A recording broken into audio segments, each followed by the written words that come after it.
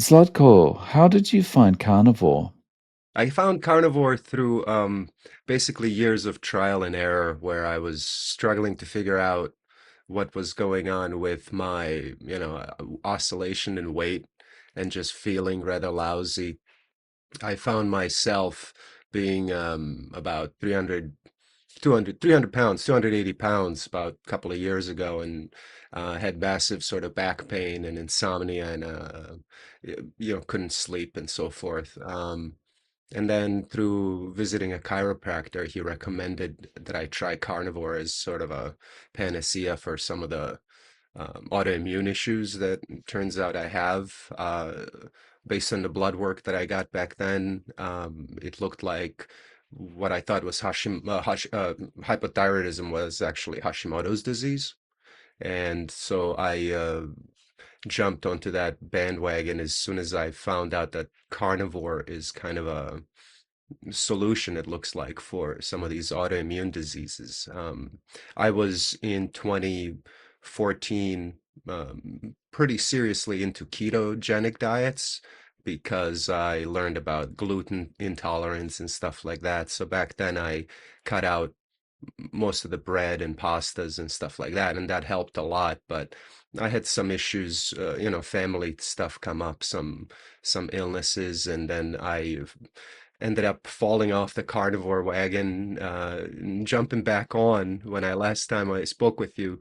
Uh, I ended up that was about 9 months into me being carnivore, and since then I continued doing it, and I saw tremendous benefits. So it's been about two years almost now that I've been doing fairly strict carnivore.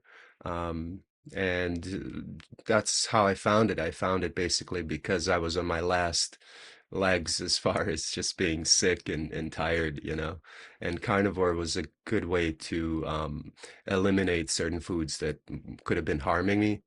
And I was surprised more than just about anybody else about how much vegetables were actually harmful. Um, yeah, I found it through basically just being very, very sick and then sort of looking around for anything that I can grab onto instead of going with the standard medical advice to, have my thyroid glands cut out and jump on massive medications. Yeah, so how is your thyroid now? Well, I'm feeling basically like I don't have any issues with it. I feel much more younger than I was 2 years ago. I mean, I'm down now to about 170 pounds. Last time we spoke, I was about 200 pounds, and I think getting below 200, I never even imagined being underneath 200 pounds. At some point, that was my high school weight was always about 200 pounds. So now I feel lighter and younger than I was in high school, which is pretty insane to me. Just how Yeah. much of a difference. And how tall are you? I'm 6'1", so the weight that I carry usually, I mean, people tell me I never looked that fat, or that overweight, but I know I definitely felt it. Yeah, it's often people say, "Oh, you don't look fat," but it's how comfortable you feel in your clothes and all that kind of thing, right? Yeah, absolutely, absolutely. And it's funny too because nowadays as the people see me like skinnier, they're like, "Oh, you've lost too much weight. Stop losing weight." It's like, okay, well, what do you want me to do, people? You know. So how's things like your sleep now? It's better. So it's much better unless I'm dealing with jet lag, So I just traveled extensively, spent a month down in Europe, so that really threw off some of my circadian rhythm. I last night we had a show last night till about didn't get home till about 1, and I woke up at 6 this morning. So like I'm running about 4 or 5 hours of sleep today, and I feel good. You know what I mean? In other words, when I get sleep, when I'm sleeping, I wake up rested, like which when you first asked me how I found carnivore, there was about a period of like a month almost where I couldn't sleep because of just so much back pain. I couldn't find a comfortable position. I couldn't lay down on my back or on my side or anything. And now I can fall asleep quickly, and I feel like I have dreams, and I feel like I wake up rested, even with like 4 or 5 hours, of sleep. Um, And that back pain is a distant memory now? Oh yeah, which is which is something that always kind of keeps me on my toes. Anytime I feel any inkling of back pain, I get a little bit paranoid, and it's been many, many, many like years since I had any serious back pain. The worst that happens still is periodically, maybe every 3 or 4 months, I get maybe some kind of gout on my toe, that kind of thing, or some kind of pimples, or something like that. But that's just part of this. I think what's part of that is just this part of oxalate dumping that's happening, I believe, where I still know for a fact, like I still have a lot of that stuff in my system. So based on what I'm reading in books like Sally Norton's books, Toxic Superfoods, or even Natasha Campbell McBride's GAPS diet protocol books. It takes a considerable amount of years to dump some of this stuff that's stored in your soft tissue. So I feel that it's slowly, periodically getting better, which is the most exciting thing. Yeah. Yeah. So how have people reacted around you? Like, people are saying you're getting too thin and all that kind of thing, but has anyone shown interest? Yeah, people ask me, what I do when as people who haven't seen me in some time, they see me, wearing skinny jeans and stuff like that. They ask me how I did it, and when I tell them how I did it, usually some of them are just in disbelief, oh, I would never do that. I could never do that. That seems pretty extreme. And other ones are kind of pretty on board right away. If you're used to eating meat, just avoiding vegetables is not a big deal. But the biggest problem, I think, is really just the general medical advice that goes directly opposite of what we're doing here in this community. So when you say what you're doing, they're going to say their doctor would never let them do that. Well, fire your doctor. Your doctor lies to you. Yeah. So on that point, have you seen a doctor in the last 2 No, years? no, no, no, no. I haven't gone back since in 2 years since I did blood work, maybe I think shortly before our last interview, but I never went back to do any more blood work just because I noticed that I feel just better. And from what I understand, blood work reading cannot necessarily say much, when it comes to it's a consensus of normalcy, what's normal in a community, and if majority of the community is sick, I mean, your results don't really mean a thing. So you mentioned you'd been overseas. You've been away for about a month. How did you do with carnivore while you were away? Yeah, yeah. Well, that was sort of the big experiment for me. Like I've been sober, no alcohol, no sugar, no carbs, pretty serious zero carb for about 2 years. And then on September 3rd, we flew out to Sweden and then ended up in Croatia and Slovenia and, different countries down there for about a month and returned on October 3rd. And the hardest challenge was the cultural sort of difficulty, when you come down there and you meet your aunt and relatives that you haven't seen in 30 years, and they bring you something that they made that they know you loved when you were a kid, and you have to say no. That's where you sort of find yourself kind of feeling a little bit guilty for not eating certain things. And I gotta tell you, I did try certain non-carnivore things. So I had some grapes, you know, homegrown grapes that right there outside in season. So I guess you can take my carnivore card away right away. You know, I had some grapes, I had some carrots in homemade goulash, you know, with some onions, and I believe that and this is something that I found in Natasha's book, in the GAPS protocol book, is that it's all about the intestinal permeability. It's all about the gut lining, you know. So if your gut lining is repaired enough where you can introduce some of these basic, well-made, you know, homemade sort of vegetables, it's not a big deal. Your stomach can handle it, you know. But I found that what really was difficult for me was alcohol.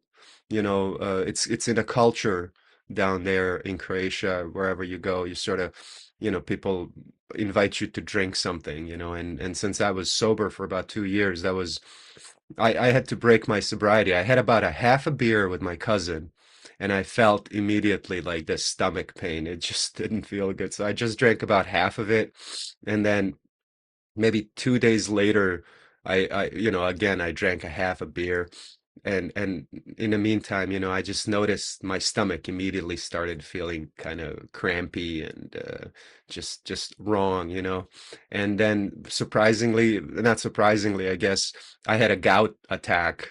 You know, my toe started acting up, and I could like I limped a little bit on my way to another cousin, you know, and I knew exactly why. It was because of that alcohol that I drank, you know. So the hardest thing was the cultural thing, the you know, everybody drinks coffee in the morning first thing. So I drank a little coffee in the morning, and I realized just how diuretic the coffee was, you know. I just I couldn't I so I really had trouble kind of saying no sometimes to some of that homemade stuff, but I really have to tell you that I was pretty good about avoiding the major things like all the cookies and cheesecakes and homemade desserts, you know.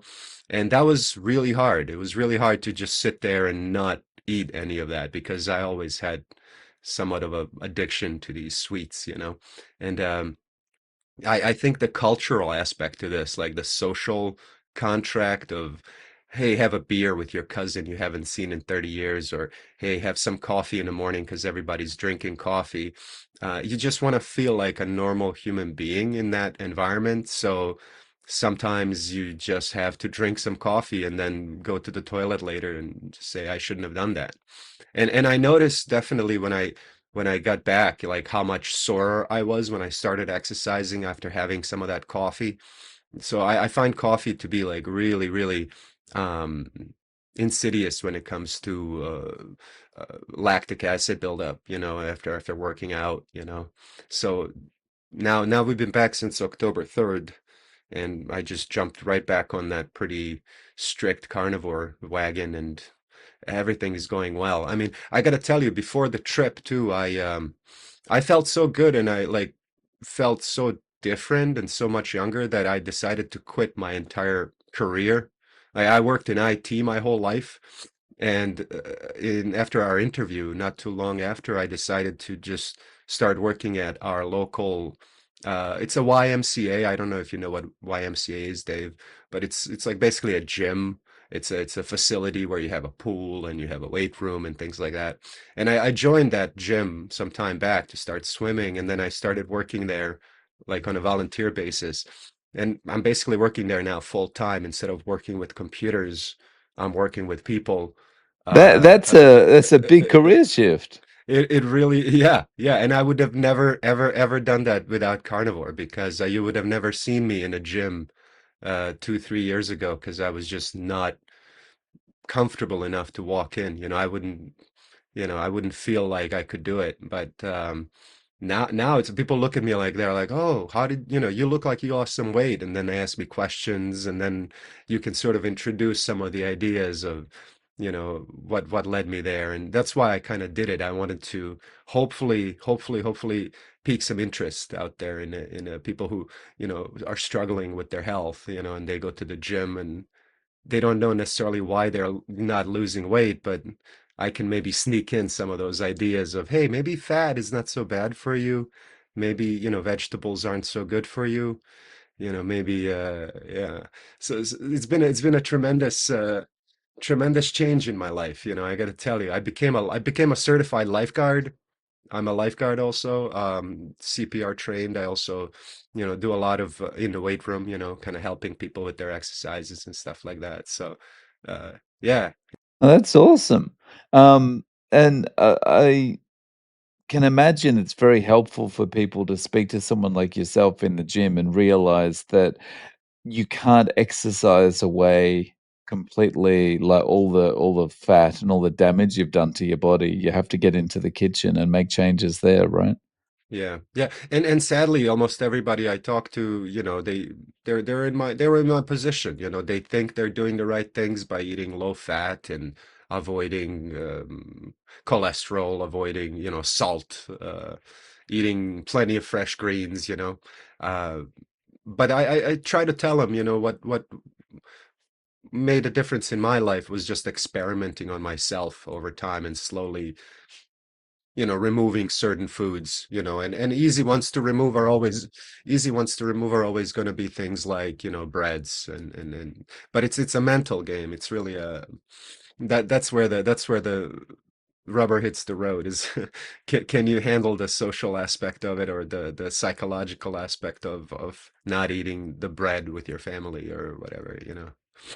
Yeah. So how do you eat these days? Yeah, while I am so in Croatia, so let me just go back to that trip real quick because that was an interesting experiment. So it was a month of can I survive without my regular daily routine, which before the trip was, um, usually one meal a day kind of thing in the afternoons, about 2 pounds of some kind of animal protein, whatever, like whether it's lamb or beef or eggs or bacon. I like to get about 2 pounds of something in a day. Um, and then during this trip, I had to basically eat a lot of eggs and bacon. And what was funny is that uh, in Sweden, they didn't have any butter in the fridge where I visited. It was all margarine. And I was like, okay, that's just Sweden. And then I went to Croatia, all margarine in the fridge. I was like, what's going on here? Austria. I go to Austria, I would look at the fridge, margarine in the fridge. I'm like, oh my God. So every country I went to, I had to go to the store and just buy a stick of butter just for me, like just so I can have some butter. And I would make myself some eggs in butter and stuff like that. But now after I realized you can do this anywhere. Like I continued now doing it here when I returned about 10 days ago. 9 days ago, we just got back. It's one meal a day, basically, usually eating in the afternoon when I feel hungry. I just don't feel hungry in the morning. I really don't eat breakfast.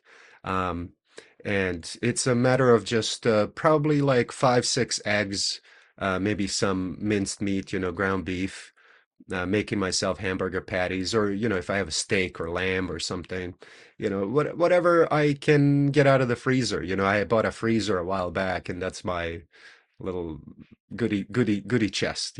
There's so much stuff in there I can pick from, and it almost feels like on carnivore, you're eating like a king. You're eating like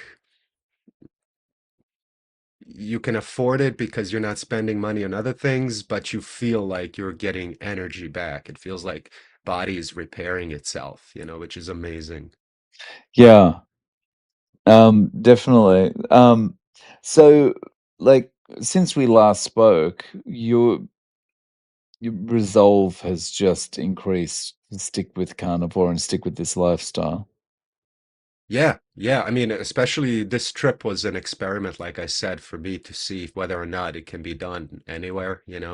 And I was driven by that resolve because I had a good enough why I wanted to do this because I saw myself suffering and being in pain, and uh, I became a little paranoid of like that back pain coming back. So I always knew that if I'm not careful, I need to really be strict. And I ended up during this trip finding myself eating quite a lot with people, but eating completely different foods from them. You know, they're not afraid of their cookies and salads and stuff like that, where I was really afraid of that, you know.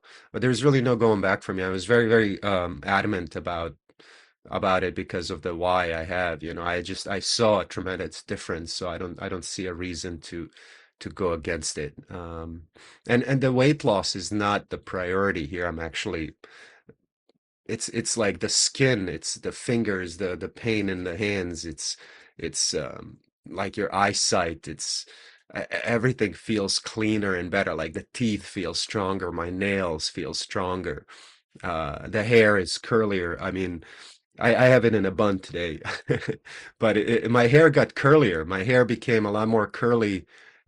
Before I started carnivore, when I was sort of that heavy phase, my hair was straightening out. It was becoming much more kind of fragile and straight. And then as I started eating carnivore, if you look at my pictures of me as like a 6, 7 year old, my hair was super curly, and now it's become again very curly, which is pretty insane. You know, I don't know what that means, but I think it means there's more health in the system, you know. That's awesome. Um, so if you were giving someone advice about starting carnivore based on the experience you've had, what would you tell them, or what advice or tips would you give? Yeah, yeah. I've introduced many people to this idea, and I know some people who went with it for a little while, but then, you know, came off of it because they wanted to go back to the normal, whatever. Um, I would say the biggest thing for this would be that you have to have a good enough reason why you want to do this. So as they say, you know, the why that makes you cry. You got to know what exactly you're doing this for. And for me, it was a certain thing. It was just massive back pains and stuff like that. And, you know, I basically didn't want to die, you know. That's a good enough why. But I would tell my friend to do this after doing some research and experimenting on themselves, and slowly phase out certain foods initially and know why those foods need to be phased out. So to learn about gluten, learn about oxalates, learn about lectins, learn about what these words mean and why those biochemicals in plants can be harmful. You know, when you explain to people that, you know, plants can't get away, they can't run away, they can't bite you, but they can poison your offspring. You know what I mean? They can make your life a living hell if you eat them, because of these bio defenses that they have inside of them, that many people's eyes just light up because they never even considered that even the most organic foods have more carcinogens just naturally in them than inorganic foods. I mean, it doesn't matter. The whole label, organic, inorganic, doesn't really make a difference. You know, it's like when you're eating a toxic nightshade, like a tomato, you know, even though we've genetically modified it and grown it into something we can eat, it doesn't necessarily mean that plant still doesn't have anti-nutrients in it, that it's trying to protect its young babies, you know. And so I would tell my friend to do it slowly. I kind of did it fairly quickly.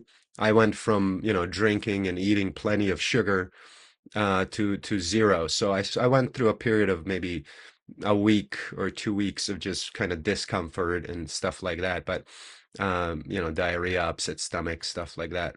But the big thing I would say is to do it slowly and just phase out food at a time. And the um, biggest harmful ones that people think are superfoods are spinach and almonds and chocolate. You know, so almond milk, if you're drinking that, stop it. Bread, if you're eating that, stop that first. Spinach, don't eat that, right? You know, get away from it first, but continue eating. You know, little start with keto maybe. You know, I introduced him to the idea of Atkins diet. You know, low carbs. Start with low carbs, and then think about what paleo is, what keto is, how to get into ketosis, what it means to burn ketones instead of carbohydrates in your body. You know, and the benefits of burning ketones and why that's important. You know, explain to them how you can put turbo octane fuel in your system in your car and have your car run leaner and faster and cleaner, rather than the regular diesel or whatever that's the carbs that makes this dirty um, environment in your system, you know. And explain to people that, you know, most people are walking around with breweries in their stomachs, you know, that many people have issues with intestinal permeability, with damage to their gut lining. So explain to them that whatever's in their gut is actually outside of their system, that there is this tube inside of your system, like what goes in your mouth and comes on the other end is outside of your system, so it needs to be absorbed. So if you have issues with the absorption, which I think most people have, who are dealing with sort of inflammation and arthritis and all these random pains, they just have issues with their stomach. So if you can heal your stomach, you're healing everything else. So I always turn them on to books like Toxic Superfoods by Sally Norton, or The GAPS Protocol by Natasha Campbell McBride, or Change Your Diet, Change Your Mind by Georgia Ede. Those are all tremendous resources that explain how to. I mean, I don't have to reinvent everything, you know. What these people have done is they created a nice guide, you know, of how to, if you like these foods, here's the less stressful type of foods you can go with initially, you know.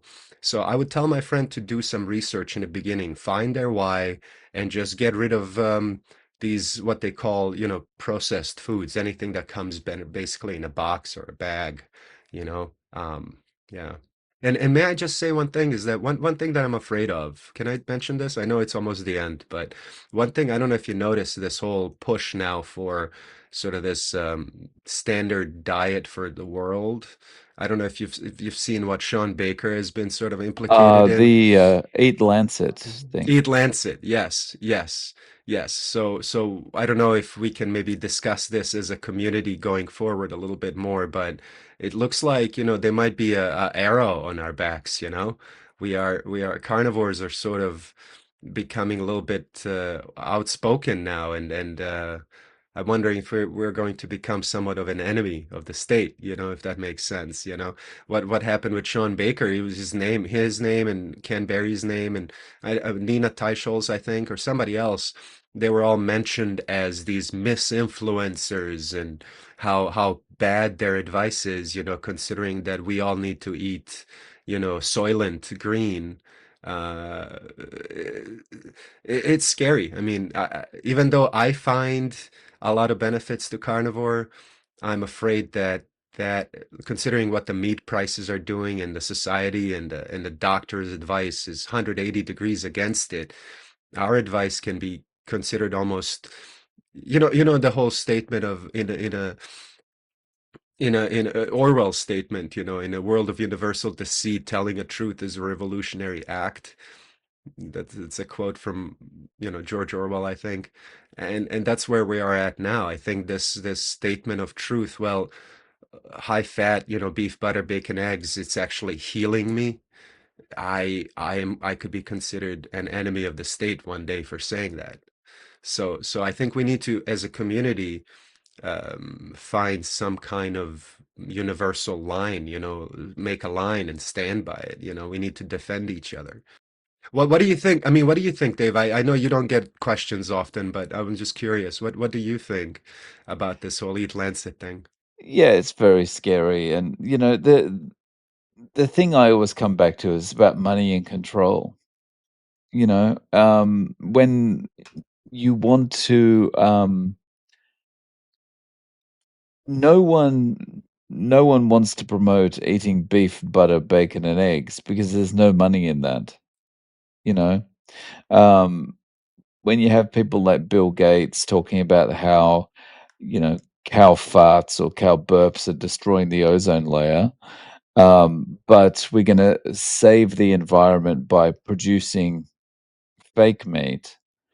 It just none of this adds up, you know, because how can you possibly say that a cow is worse for the environment than a windowless plant producing fake meat? It just makes no sense.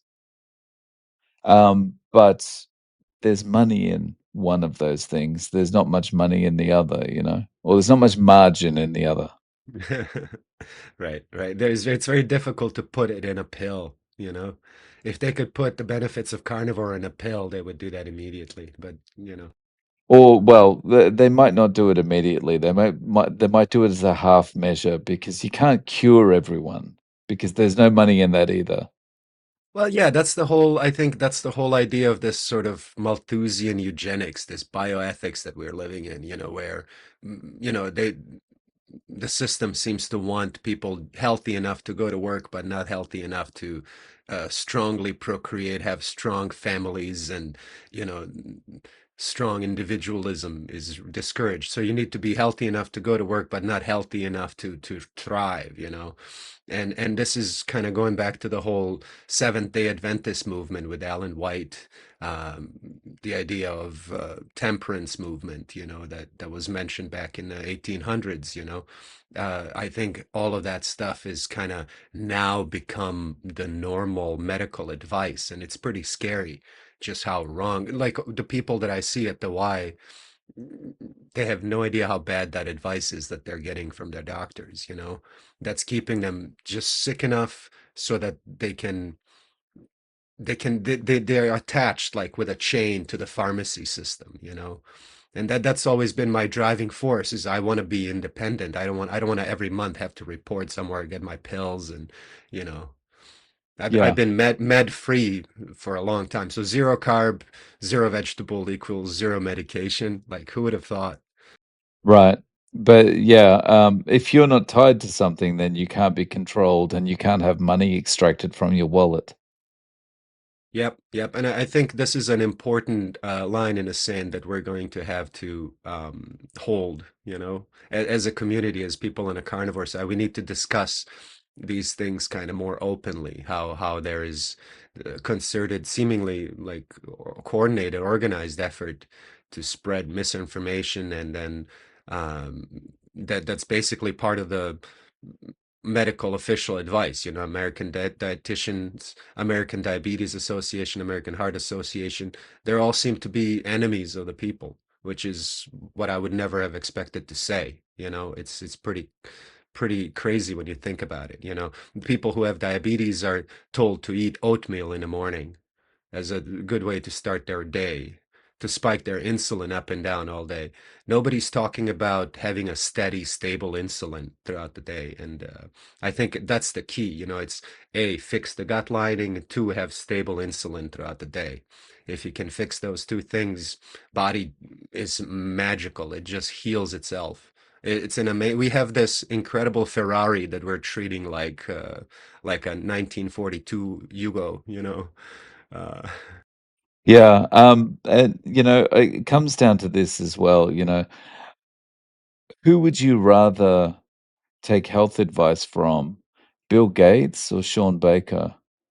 And which one of them do you think is releasing more methane into the environment? I'm gonna go with Bill Gates on that one. Yeah, yeah, but you know, Sean Baker is apparently the evil misinformation artist, you know, just sitting there and telling us, you know, how to eat a piece of steak. It's crazy. I think it's something where we really need to we really need to make a stand for this. This is one day going to become a I mean, this is going to I think become one of those things where it's going to be a revolutionary act. You know, hey, we need access to meat. We need access to cheap meat that's normal. Like, you know, okay, let's say it has some antibiotics and stuff in it. Maybe that's not like ideal pasture raised, you know, whatever, but it needs to be, we need to have access to meat that's affordable. This is where they're slowly, like if you look at the prices of meat now, it's in near all-time highs. It's never been this expensive. And in my head, I'm like, wow, perfect timing to pick carnivore as a medical solution for your problems, but it's working, you know? So I think this is a matter of life and death. We may be chuckling and joking about it, but I think some of this stuff is for the next generation. This is we need to keep this idea alive. Like we need to write this in a rock. We need to take this N1 experiment and chisel it in a stone so that 100,000 years from now we can say, hey, look, eating animal products is not bad. We are okay with it, you know? Yeah, agreed. So Zlatko, is there any way people can reach out to you? Do you have any social media or any other way of getting in touch? Well, yeah, I mean, I'm on Facebook. You can find me on Zlatko Grozel, is my name, and we also have a band, Otherworldly Entity. So otherworldlyentity.com is the website. We just put out our new video out. It's called for a song called Tower. It's played it last night. I was up till 1:30 last night after a show. So I'm running on about 4 hours of sleep and feeling pretty good, you know. Uh, but yeah, you can find us there too. You can find us mainly on Facebook. I don't really do much of social media stuff myself, but I did document some of this trip along the way on Facebook for my friends. So you can find some pictures of Europe and our travels down there, you know. But I hope that helps a little. Yeah. So Zlatko, I'll include links to your website and to your Facebook in the show notes. Thank you very much for coming back on and letting us know how things are going. I really appreciate your time. Thank you, Dave. I really appreciate your time. It's been really kind of you to reach out, and sorry I couldn't get back to you right away. I was 6 hours in the future, you know what I mean? But I'm so glad that we got to do this again, and maybe let's do it again a year from now and see whether or not I'm still doing, if I still have my carnivore card or not. Because I did fall off the wagon for about a month, but I'm back on it now, you know? But I think the lining of the gut is healing, so that's the good sign. Just fix your guts, people. Fix that second brain in your stomach and the first brain is going to work really well.